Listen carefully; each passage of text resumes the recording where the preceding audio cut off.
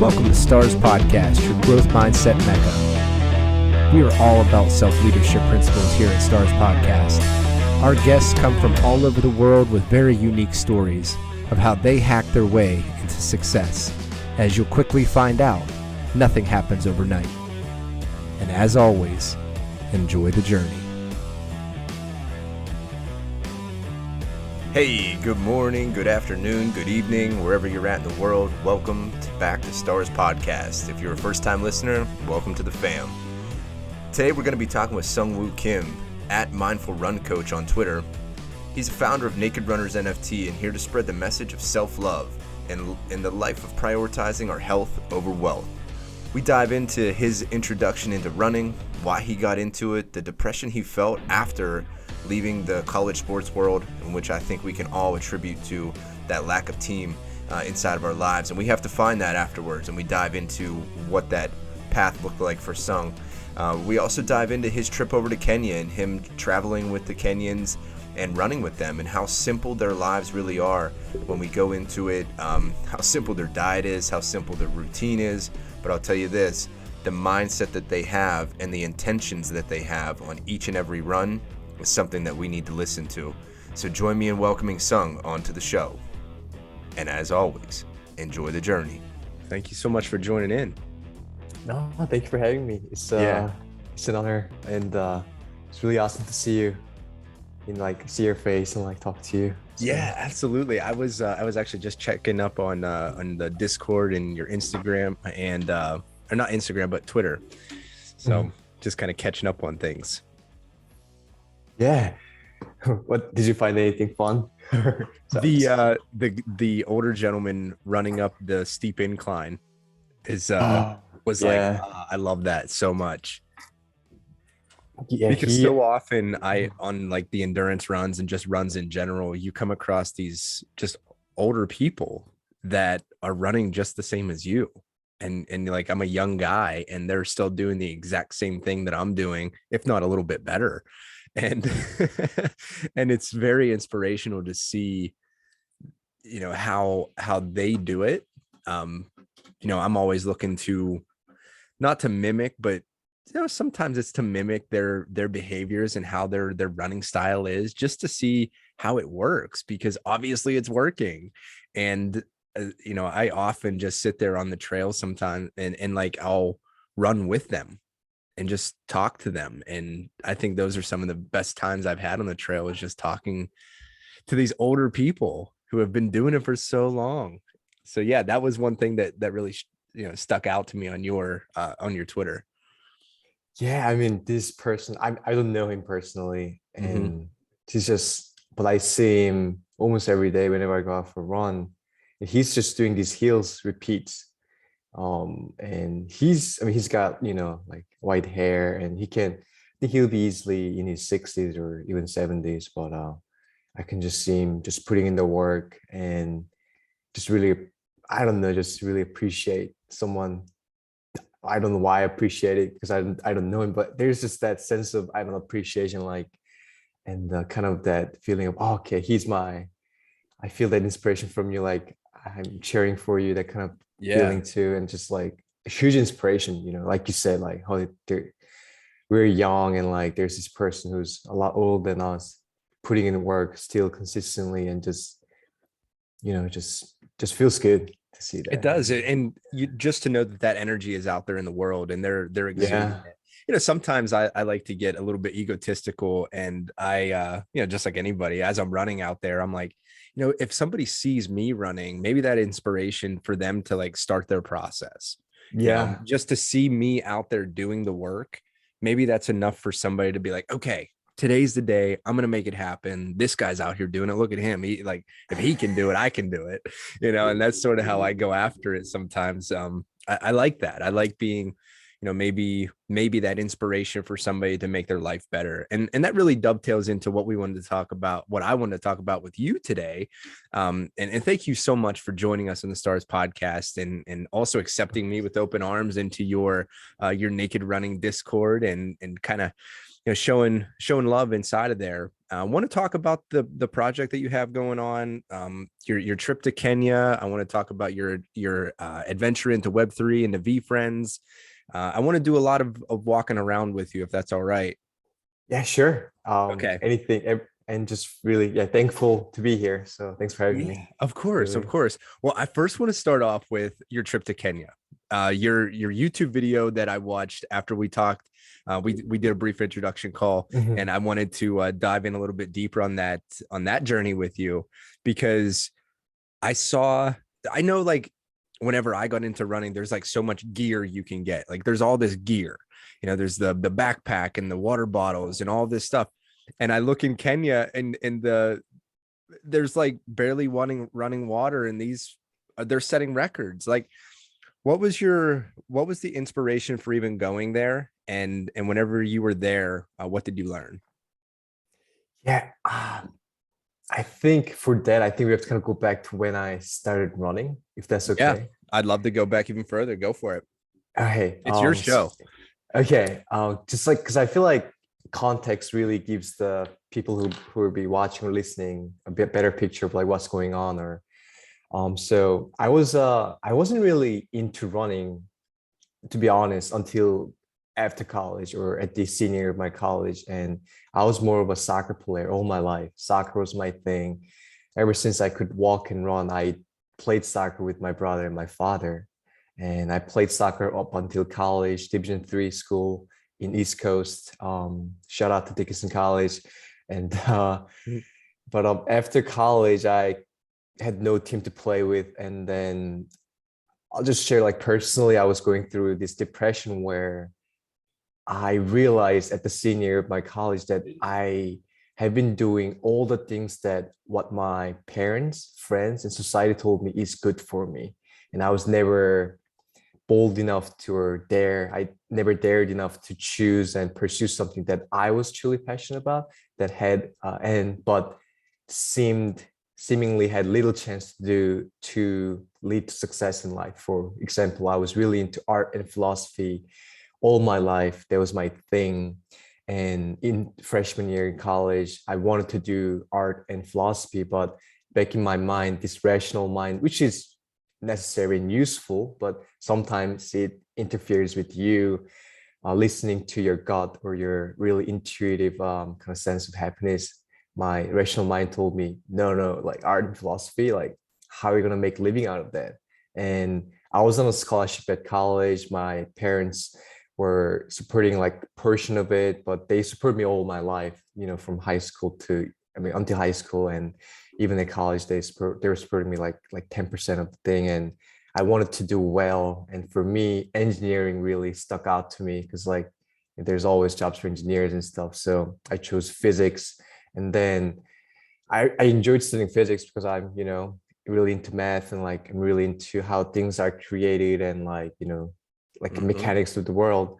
But at the senior in college, I was like, damn, I love physics, yes, but I never really, the intention came from more fear, which didn't make me feel good. And Oh, it yeah. made me realize, like, I spent all my life up until then based on like fear and fear of failure.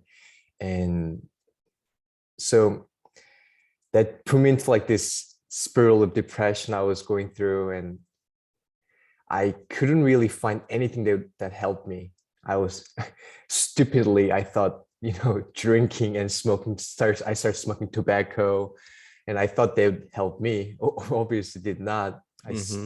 I drank a lot and a lot more and started smoking, and then didn't help me a lot. And but by reading this book called Born to Run, I was like, running is simple, and there's this barefoot running. And I always wondered, being a soccer player, why we need these shoes. And after soccer practices or game, I would do like barefoot jogging after, because my feet would be like cramped into my cleats and I want to liberate them. There was more intuitive thing. And I was like, I love barefoot running. Like I used to love it after soccer practices and games.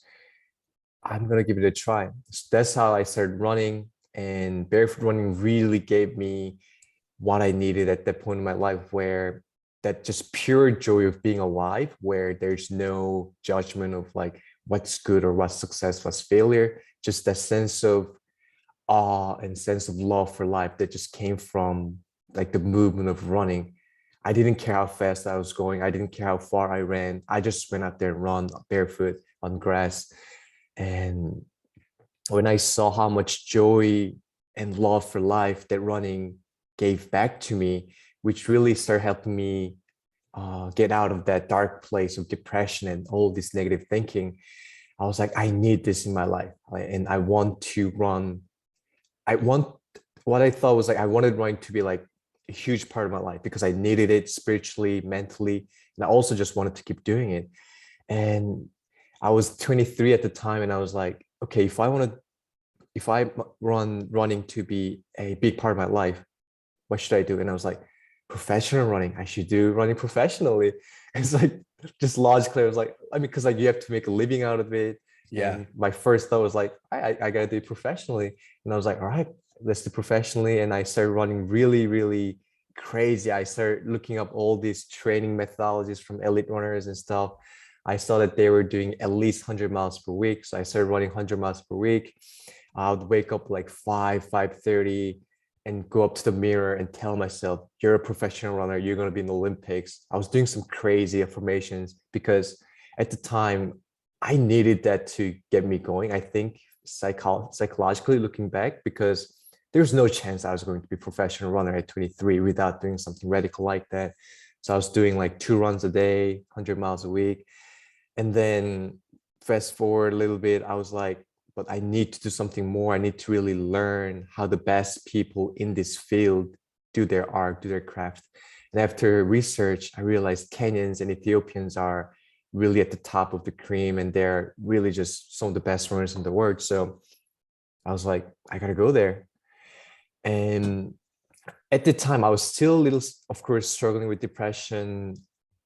I mean, for me at least, it didn't go away like right away. It took me like 2 to 3 years, even after I found running. And for me, going to Kenya had 2 parts. First part was running. I want to go see how these some of the best runners in the world live, train, breathe. And even after reading all these books and videos, I really felt like I need to be there to actually learn what they do. And I just want to see how they actually do it, right in their life, not from outside, a person looking in. So that was the first part. But second part for me going to Kenya was that I was still struggling with like meaning of life for me and what kind of life I want to lead. And for me, going to somewhere like Kenya where like actual physical context of life is just completely different from what I'm used to, like Korea or USA, where it's kind of more of developed countries where you have enough physical things going on, and infrastructure is always there. There's nothing really lacking physically. But Kenya, looking at all these videos of like, Kenya, especially in the villages, rural villages where I was going to go live and train, Iten, Kenya, it seemed life was very simple. It seemed there's not that many material things there, and there would be no one who knows me. So for me, going to Kenya was kind of a kind of going into an adventure for me, a little adventure for me to kind of throw myself out there into the unknown and hopefully discover something new about me and about my life at the time when I was struggling with it. It's amazing to me the parallel of, and this is likely where the name comes from, but you stripping away things like whenever you were in soccer, kind of stripping away the shoe and running barefoot, going to Kenya, you're stripping away all of the distractions and focus really deeply into the purpose of what you're trying to get into, really getting it down to the granular level. I like the parallel there of like getting rid of all of the distractions and really just focused in on the thing. Yeah, I think you're right on. And yeah, like so running also like, and also life, like I wanted to strip off everything and just let myself just experience life as it is, like in Kenya, in rural village where life is simple. And yeah, so there was like those two, like my passion for running and my really this just yearning to learn from some of the best runners, and my kind of need and kind of survivable need to be at somewhere where I could experience life at its most, I don't know, like essential, or at its most essence. Um, so yeah, those two things brought me to Kenya. Sorry, that was kind of a long story, No, but and I'm glad that now we you are I back. Yeah. actually like that you set it up that way and gave us some backstory and sort of, because it is all important. It's all very important whenever you have context to the story. So, you know, I find it I just find it reassuring too. And something that I've come across a couple different times are athletes who are part of a team sport. When that team sport comes to a close, we have this vacancy in our heart because we lose that brotherhood. We lose those people that we've been around, and it causes depression. Like it, and I really truly believe that leading up to junior senior year of these collegiate sports, if you don't get into like a mindset of a transition period, it's difficult to transition out of it because you've been with these people for years, and then all of a sudden you graduate and boom, they're gone. Yeah, It's it's like like, I your mean, it's like your parent, you know, mhm. it's crazy. Did you play any sports like Yeah. up until Yeah. college? What did you play? Baseball. Oh, I mean, I mean, that's a complete team sport. You cannot Hmm. do it. You cannot do Yeah. just with your, you know. I was a pitcher, and Mm-hmm. you know, the camaraderie that happened inside of Mm-hmm. the dugout, um, when first off, when I wasn't pitching, which was most of the time, you know, I was in the starting rotation, but still, I'd pitch once a week, once maybe twice a week. So there was a lot of camaraderie built inside of that dugout, and you know, you have a team of 15, 16, 17 people, and it's like it's a real blow whenever things once the season's over and you guys all have to graduate and then go off and do your own thing. There's a real vacancy there. And I worked with the local university, Akron University, and Oh one of the wait, guys. you're in Akron?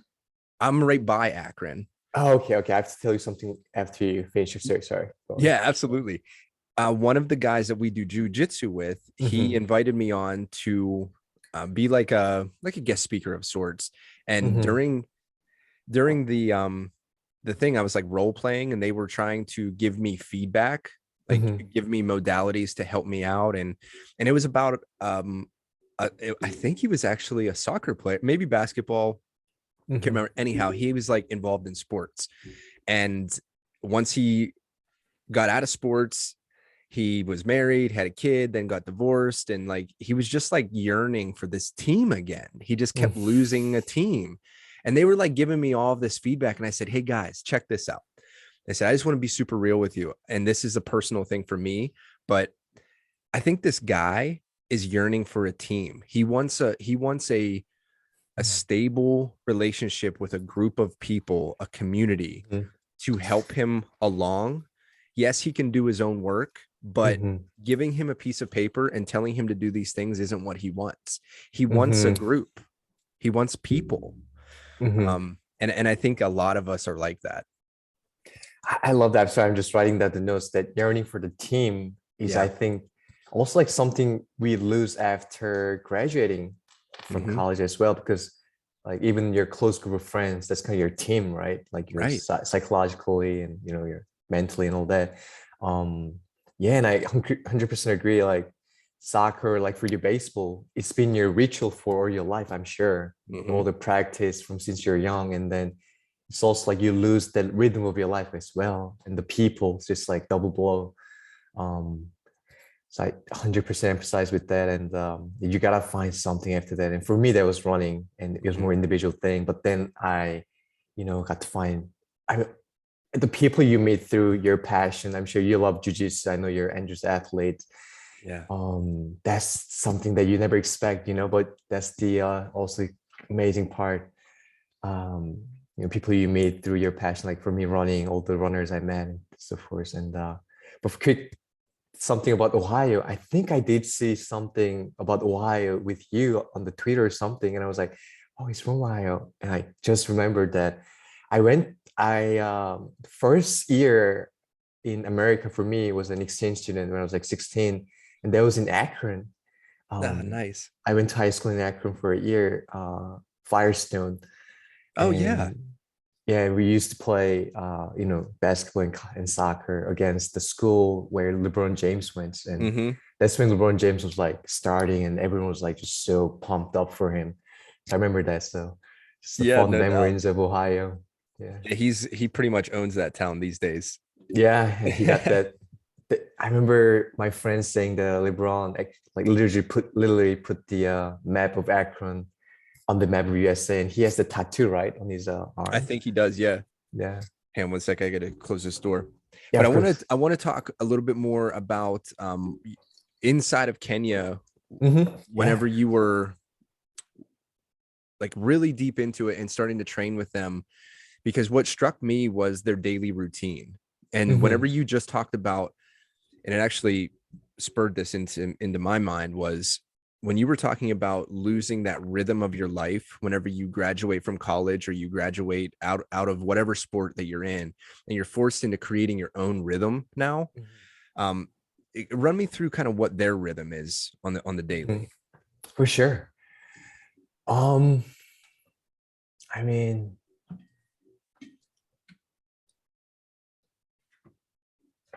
Because I know that they were they're doing the yeah. stretching hmm whenever they first woke up. It's very, and the more people that I talk to, and maybe this will help hmm you out, is they kind of like they wake up hmm and they take some time for themselves. Absolutely. Like there's a quiet time before they actually get going. Absolutely. So what like first thing to notice is I guess I'll just kind of start from micro and then maybe expand to macro Yeah. is that first thing in the morning, except Sunday, they take Sunday off completely. They do nothing on Sunday, physically or like the concept of training is zero on Sunday, and they give themselves 100% rest physically, mentally, psychologically. I think that's a great thing that a lot of people don't do outside of Kenya. But except Sunday, every morning they wake up around 5:30, between 5:30 to 6, and then a lot of them have groups.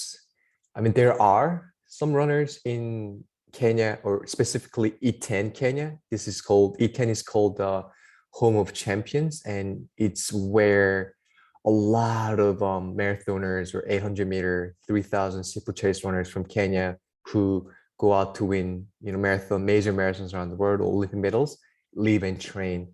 Like David Rudisha, 800 meters, Asbel Kiprov, 1,500 meters. Although he got some troubles with doping later in his career, and a lot of women runners as well.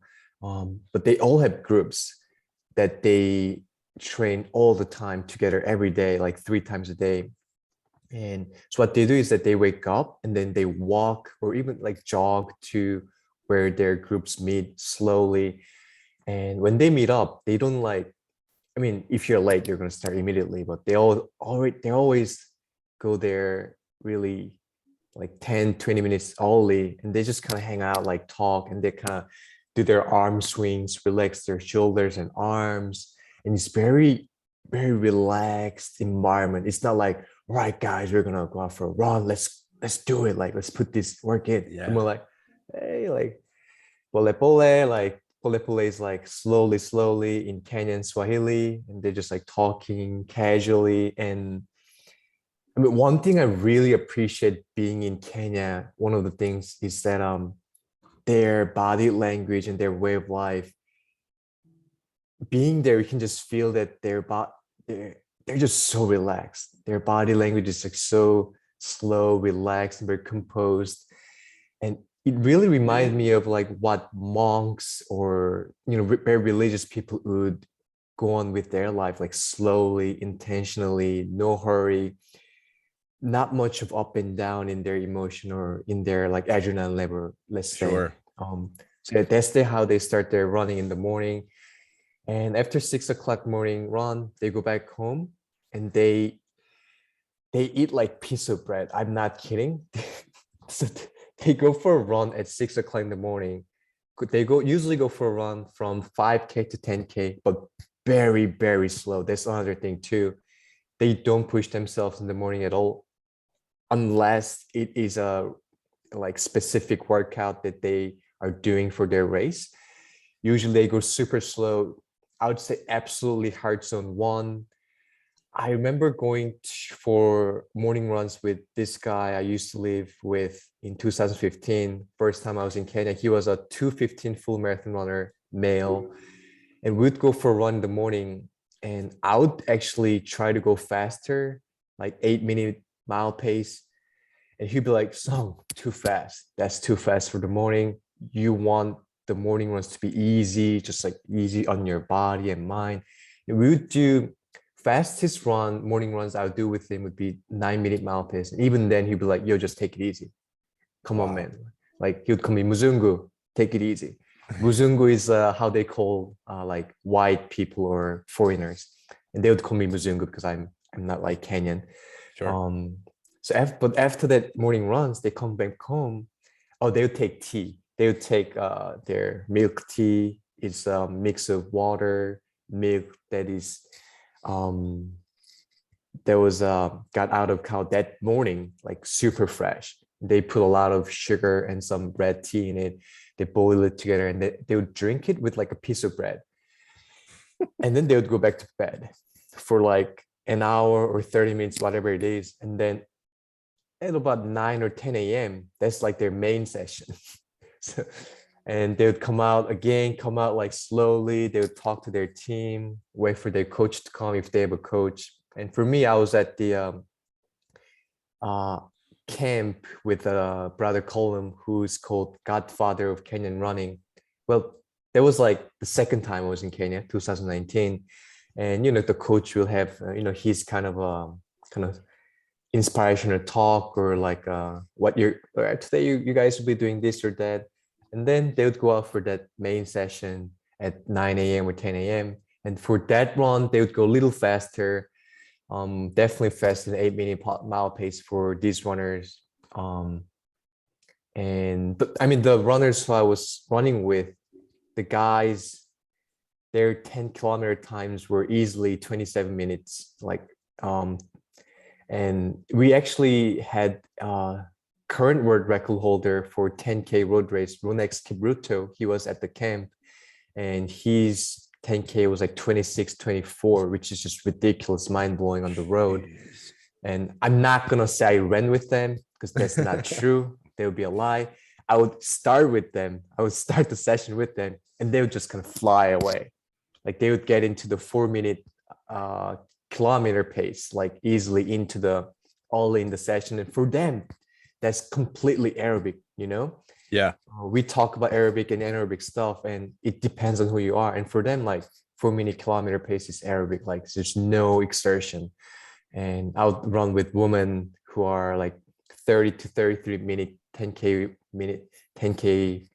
women, still super fast. And I would go with them until the middle and then they would fly away. But that's the main session, like 9 a.m., 10 a.m. And we'd come back and then we'd eat lunch. Super simple food, a lot of carb, a lot of veggies. They do eat meat and fish, but I would say only like 10 to 20% of what they eat was actual protein, like meat or fish, or what looks like protein on the outside. 80%, 90% they ate was ugali, which is a mixture of dried and grounded corn that's grown in Kenya, mixed with water. They boil it and it's kind of like their rice or bread, and it's super fresh and just full of good carbs and complex carbs, minerals, and a lot of vegetables, especially sukuma wiki. I think it was like spinach, kind of greens, colored greens that they stir fry with tomato and onions, just salt and pepper.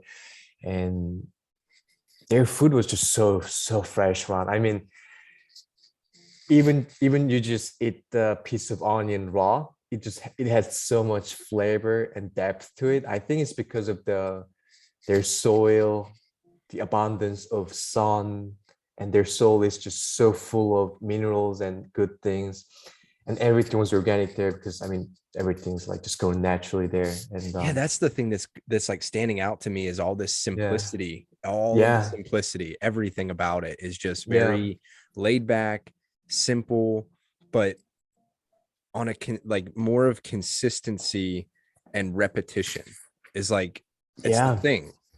yeah. And they just really focus on the core essence of like what's important, and then that really takes care of everything else.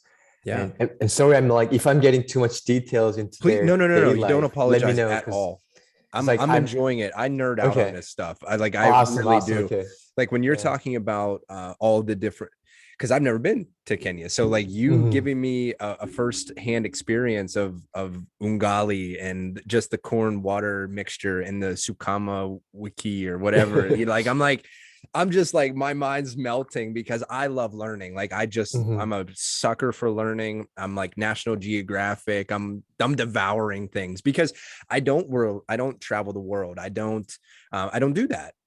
You know, so hearing your firsthand experience of it, and especially because I love running, obviously.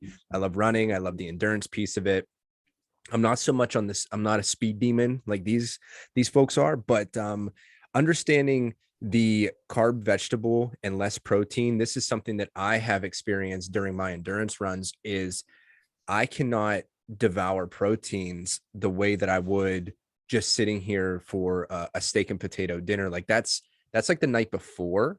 If I were to try and do that the day of, that I would be demolished because there's only so much blood that you have to give to your digestive system and to your muscles. So like you have to find a balance there. And hearing about the Kenyans being at such a high level and what they're doing is something that I have experienced. Is there's only so much blood in your body, and it has to be equally distributed, and you have to train your body to do that. So I think that what they're doing is obviously because it works, and it's that raw organic piece of it. Even the milk that makes me like, I just want to I want to do this with the milk and the red tea and just with a bread, like come out, honestly, like come out of my slumber fasted, go on a run, eat a very small in between meal, and then do it again. Mhm. Yeah, and it's like sugar and milk with some tea. Like I'm into it. Yeah, and their milk is one of the best milk I've ever tasted in my life. I mean, it's Okay. gotta be, because like their cows are just roaming around on the field, Yeah. and it has so much fat content too, and I feel like there are a lot of vitamins and minerals as well. It has so much depth in their flavor and taste, Yeah. and it's really heavy too. It's got a lot of calorie in it. It's completely different from any milk I tasted in Korea or even in US. Mm-hmm. I think if I find a farm in USA that does the similar thing, where I go there with my bottle and just fill it up, I think it'd be similar. But yeah, the milk was also, I think it was just full of good, really source of nutrients and calories. And yeah, and yeah, thanks for being open and like patient with me nerding out, because like Of I just course. love, I have so many good memories there. And okay, so we were at the lunchtime. So you would eat that lunch, very simple, like, and it would also they would eat rice and beans. Sometimes it Mm-hmm. would be just rice and beans. I'd be like, you just eat this simple food, and you guys are, I mean, they go out and break world records. And Yeah. this is where also David Rudisha trained and lived, and that's what he ate too. And then I'd be shocked. But then, yeah, we would eat lunch, and then we'd just kind of hang out, just talking, chilling, and then we would take a nap for like an hour or two. And at 4 p.m. Or 4:30, we would gather together again, and then we'd go for a really easy run again. But this one is like usually go for 33 or 5K, but super slow. Again, this is kind of a session where you kind of close down the day, relax, make sure your body. It felt like it felt like a ritual to put your body into more resting mode after that hard training at 9 or 10 a.m. the main session. You'd go for 3 to 5 km run, super easy, and you'd come back to your camp and do some strength workouts on the field. But strength workouts they would do was really easy, just some sit-ups, some push-ups. And what's funny is that Kenyans, many of them couldn't do 10 push-ups. Even Ronex, he would run 10K at 26, something crazy. And he would do push-ups, but he wouldn't be able to do 10 push-ups. And I think it doesn't mean that they lack strength. What I think is that their form when it comes to movement, running, walking, and even push-up, they do it 100% correctly. So when they were doing push-ups, they were engaging all the core muscles more and back muscles. And I think that's why they couldn't do 10 in a row. Because I mean, even me, if I do push-ups in a really perfect form, 10 is not easy. So I think that's what was happening with that. But I found it really funny because like these are world class you're like athletes. world record breakers and you can't even do push-ups. Yeah, what's going on here? And I'd be like doing push-ups, like 20 of them, like kind of like breaking just my staring form. at them. Like, And yeah, I be can like, do this. They'd be like, look at me, like they'd be like, Song, you're strong. I'd be like, yeah, I got this. But yeah, looking back, do you need me to carry anything? Because I got this. Know, right? It's like, I mean, it's so stupid. I was like flexing my like push-up in front of these world-class athletes, but it just makes you laugh, right? Whatever you got to do sometimes to make everybody smile, honestly. Yeah. So like, so I'd like to move. I want to move through here. So whenever you're so you leave Kenya, like what are your parting thoughts on Kenya and then bringing it back to the States and then creating your own community? What was that transition like?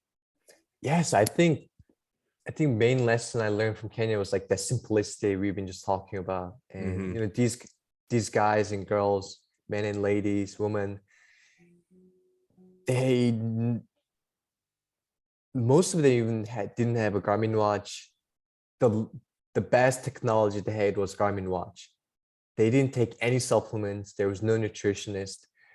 And they just kept it simple. And they just stuck around their routine of doing these runs every day and really focusing on rest. They would go to sleep at 9, before 9, and just get that, you know, they would get 10 to 12 hours of sleep easily every day, including their naps and stuff. So going back to simplicity, and what I tried to bring back to Korea before I moving to States was really focusing on the simplicity and really sharing that joy of running. They also expressed that I could see in them.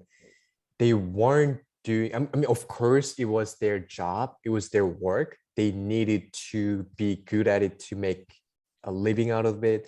And for them, it's a life chance, you know, because like the minimum, like average wage in E10 was about $200 per month. And even that, it wasn't easy to find.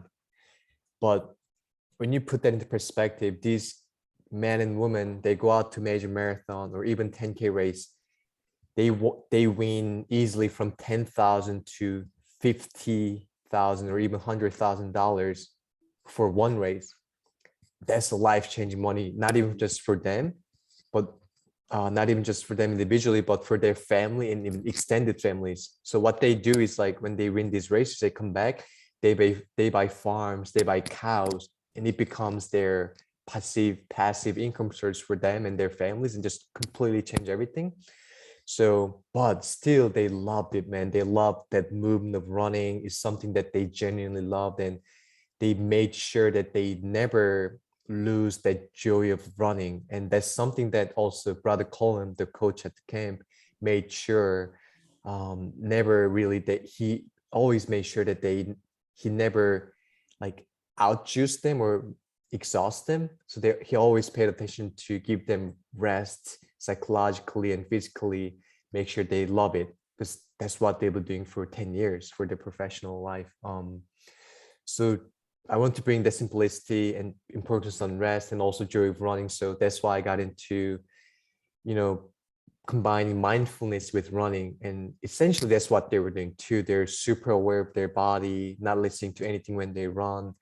And they had this intuitive sense of when they could push and pull during their practices and in their races. And so, yeah, I brought that to South Korea. Mindful running and barefoot running, I did like I did more than like 100 barefoot running sessions in Korea, like making people experience barefoot running and have that very experiential joy of running from bottom of your feet and that natural movement, and combining mindfulness meditation with running. And mostly the people who've been enjoying my coaching and running sessions have been, it's weird, like really, really beginners. They would love it because I never tell them to go fast. I tell them to, hey, like speed and distance don't matter. Let's make sure you enjoy it first and just run whatever you want to do, and then you'll get better easily. Speed and distance comes later. It kind of comes out of you. It's not you force it.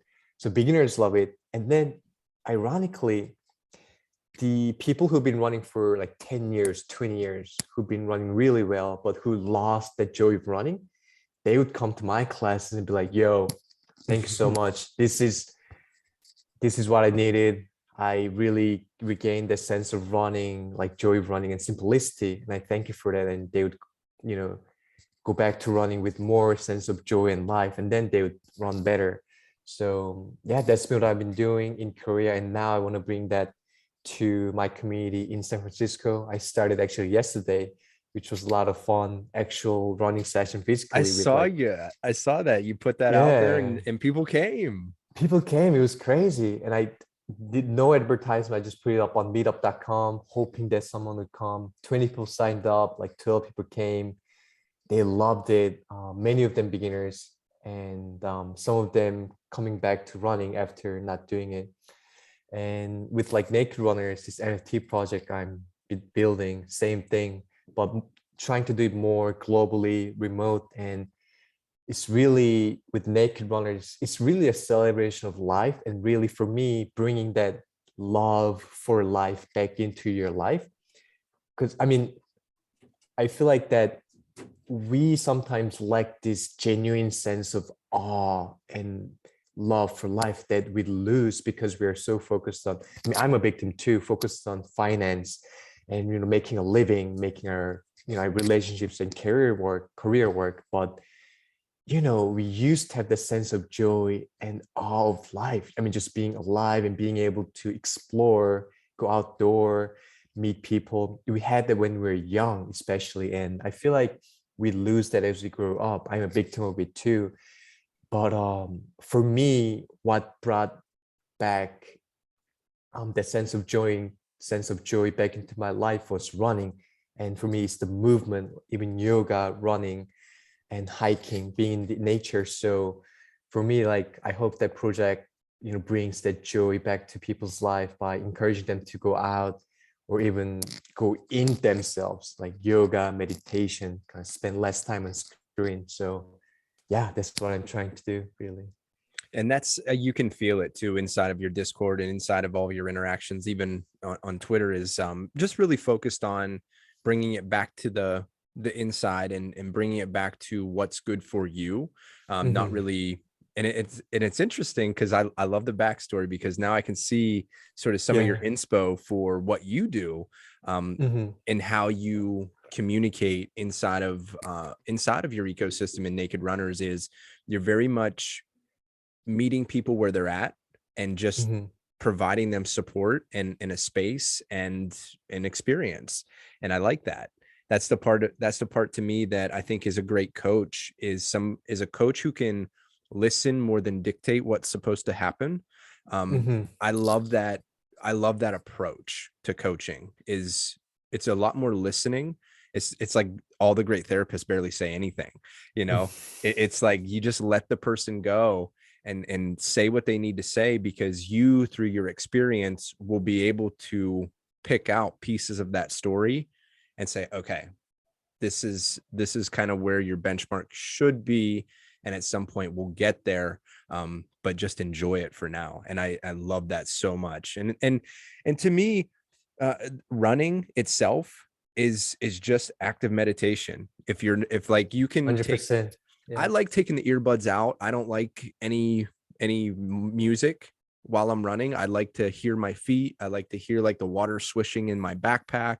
I like to hear the car noises. I really get into it. And it allows me to really get rid of all this stuff, bring it back into simplicity, just like we were talking about earlier, and hear my breathing, hear the cadence of my footsteps. And like all of that is almost to the point where it's like sound bowls, it's Oh very yeah. much, it's very similar to me. Yeah, and like you feel that kind of vibration as every time you land on your feet, you feel the gravity. And but I want to touch a little bit about the coaching aspect. Like I want to Please. say like my style of running and my style of coaching is not for everyone. Like people who want like specific results and people who want like break their personal records, they should go to more of I think number driven or like schedule driven coaching. But yeah, for me, I think what I think is important for me as a coach or someone who guides people into this something new is that you have to give them more of a context where they can explore and learn it on their own. And I really believe this, like, I'm not just saying it, is that the best teacher you'll ever find is your own body and your awareness of your body. When you start being able to pay attention to your body and start being able to listen to your body and really listen to the feedbacks from your body, that's really the best teacher. People tell me like, oh, like how often should I run? When should I run? And you should listen to your body. If you feel like you want to go out for a run, you should go out for a run. If you don't feel like going out for a run, I think you shouldn't go out for a run, because I feel like you should never force it. And if you're just starting, you should start with like once a week. That's so much better than not doing, zero per week. And then you slowly increase as you get that natural urge, because you get that when you start liking something, you're like, oh, maybe I'll go for a run. It's not like you have a schedule and be like, oh, this coach or this person on YouTube said I should go out for a run at least 3 times per week, and it becomes like a burden and like a pressure on you. Then I don't like that. And I more recommend, naturally going into that, rhythm in your own ritual of running. So yeah, I think for me, that's how I go about it. Yeah. And that's like what you're saying right there is parenting 101.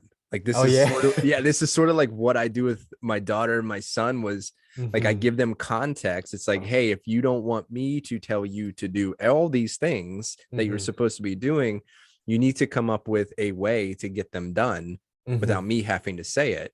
Because once you take ownership of your day and your ownership of your schedule, I think you have a much more buy-in because Mhm. you've created it.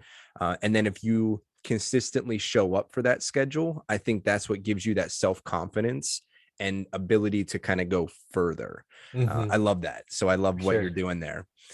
Yeah. And like I said, I do it with my kids. So Yeah. that's like, yeah, it's like being a coach. Yeah. Yeah. I can imagine. I mean, I don't have kids right now, so I can't Of imagine, course. but I can.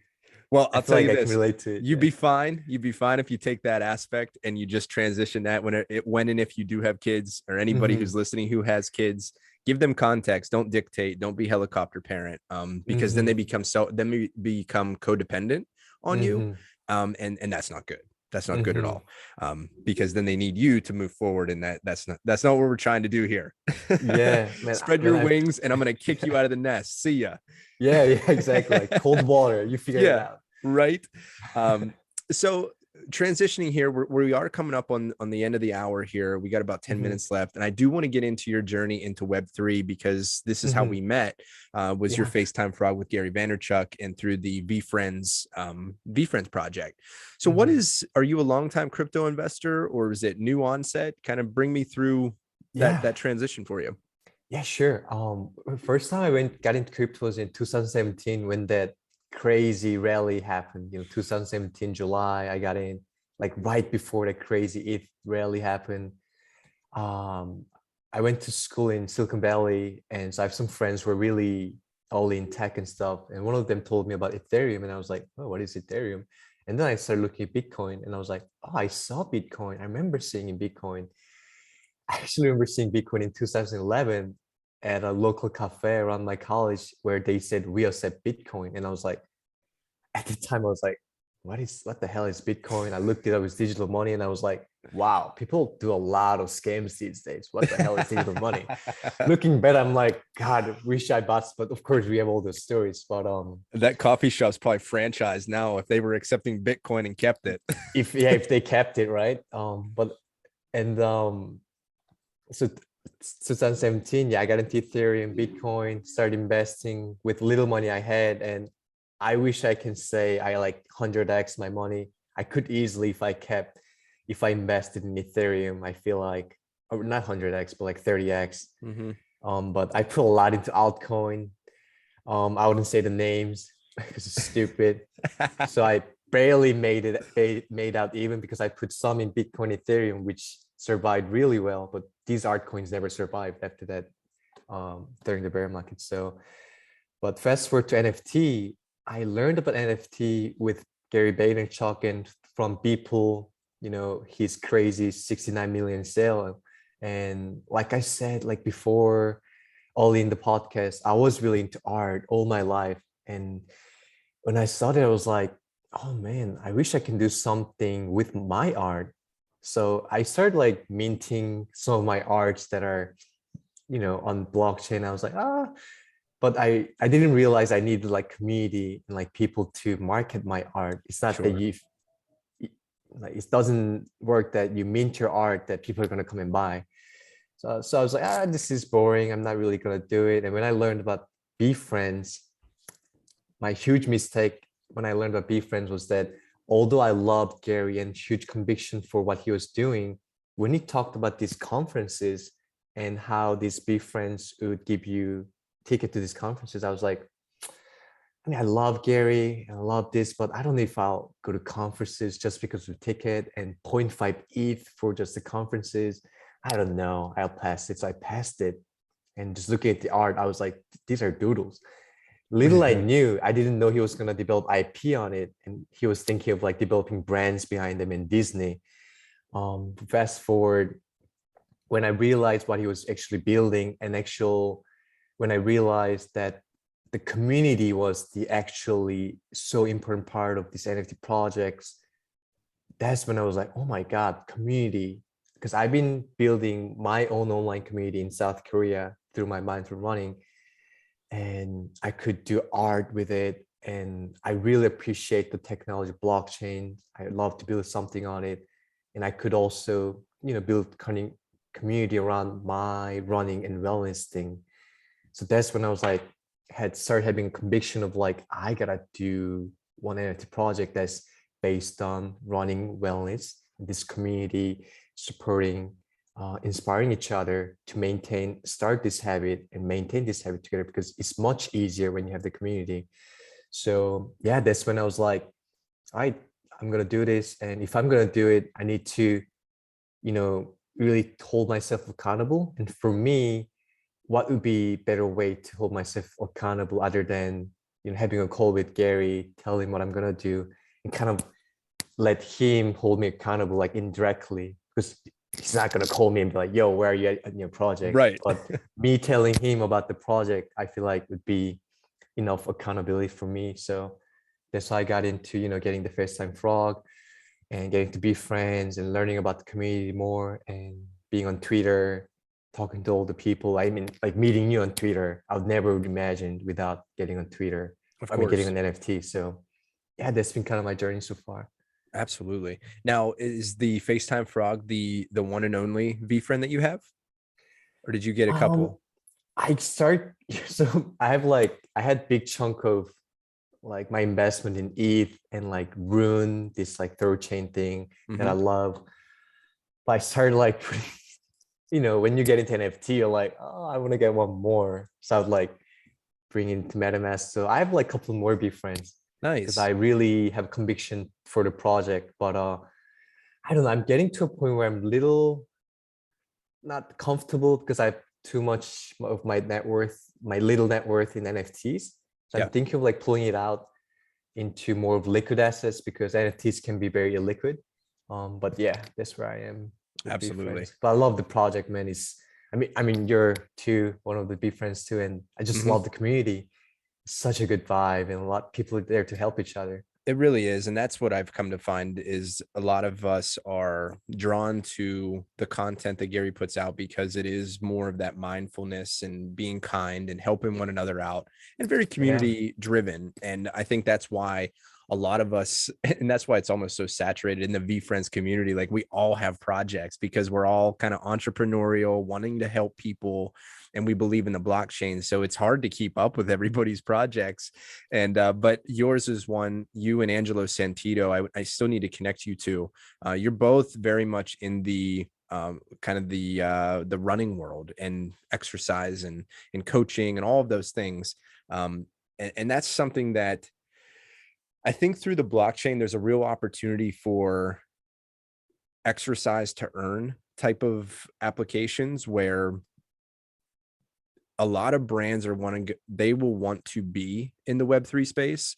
Mhm. And I think having the platform and the communities built that you're doing now is going to be important as we move forward. So I just wanted to say congratulations to the Naked Runners and becoming part of the blockchain, and congratulations to you as well, Sung, and becoming, you know, a pioneer of sorts inside of the blockchain and the running world for that matter.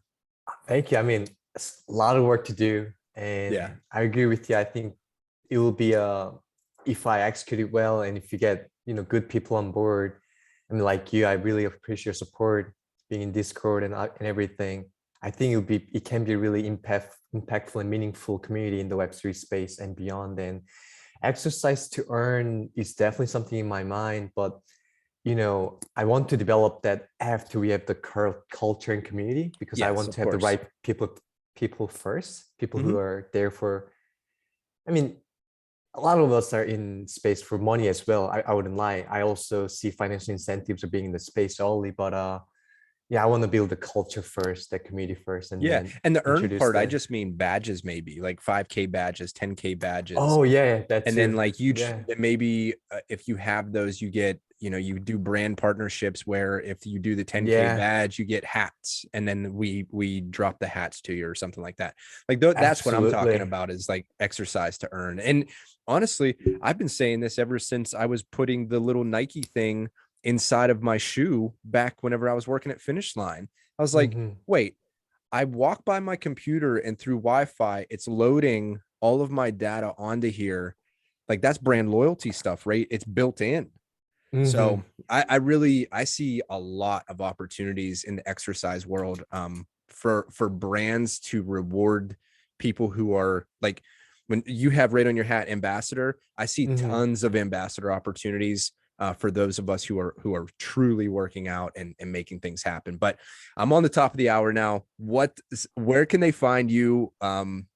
Give me the skinny. Yeah, sure. You can find me on Twitter, Mindful Run Coach, at Mindful Run Coach, and you can find more about Naked Runners project at Naked Runners NFT, and on YouTube, YouTube/Run with Song. That's where you can find some of the videos that I made in Kenya and also in South Korea. Highly Some recommend those. some fun videos there. Yeah, very Yeah, you're niche, handy I with guess. the edits too, Sung. You're handy. I love doing it. It's just that I wish I did more, but yeah. It's all about time. It's a precious Yeah, commodity. Hey, yeah. thank you again for coming on to the podcast. I hope this isn't the last time you and I get on these mics. And Same I'm here. really looking forward to seeing where you continue this project. I jumped into it because I really am an advocate for Web3, advocate for running, and I think that there's so much opportunity for this space to have fluidity with one another. So thanks again. Yeah. Hey guys, as always, enjoy the journey. Take care. Have fun, everybody. Thanks so much, Ron. Of course. Really Thank appreciate you. you. Enjoy your day. Thank you so much for sticking here until the very, very end. If you wouldn't mind just leaving a comment or subscribing or liking the podcast or wherever you downloaded this, maybe it was from YouTube, I would love for that. You take an extra couple seconds to give us some more love. Even though you have listened here to the very, very end, we appreciate that so much. Could you also go over to thestarspodcast.com if you found any of this really interesting and you wanted to dive in a little bit further, or go to our Discord, which is Rocinante Studios NFT. Enjoy the journey. And be sure to check out our Twitter Spaces Tuesday live crew at 8:30 p.m. Eastern Standard. Free NFTs and PO apps.